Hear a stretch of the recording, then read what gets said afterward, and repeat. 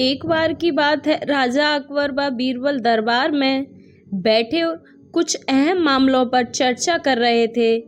तभी बीरबल ने अकबर से कहा, मुझे लगता है कि ज़्यादातर पुरुष जोरू के गुलाम होते हैं और अपनी पत्नियों से डर कर रहते हैं।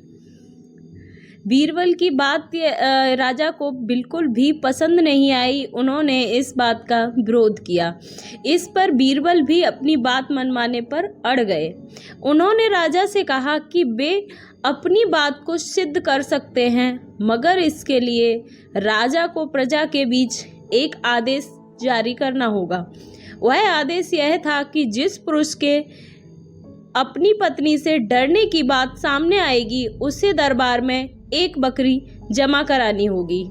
राजा बीरबल की इस बात पर तैयार हो गए। अगले ही दिन प्रजा के बीच आदेश कराया गया कि अगर यह बात सिद्ध हो जाती है कि कोई पुरुष अपनी पत्नी से डरता है, तो उसे दरबार में आकर बीरबल के पास बकरी जमा करानी होगी। फिर क्या था, देखते ही देखते बीरबल के पास ढेरों बकरियां इकट्ठी हो गई।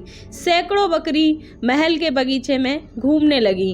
अब बीरबल राजा के पास पहुंचे और बोले, महाराज, महल में इतनी बकरी इकट्ठी हो गई हैं कि आप एक बकरी खाना खोल सकते हैं, इसलिए अब आप इस आदेश को वापस ले सकते हैं।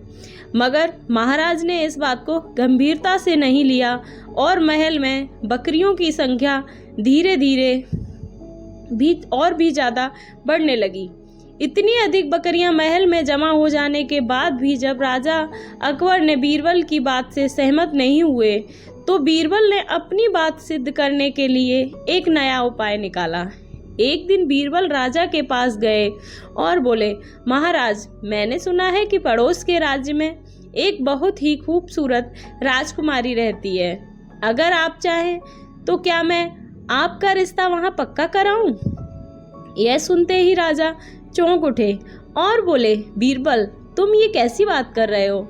महल में पहले ही 2 महारानियां मौजूद हैं। अगर उन्हें इस बात की भनक लगी तो वो मेरी खैर नहीं होगी।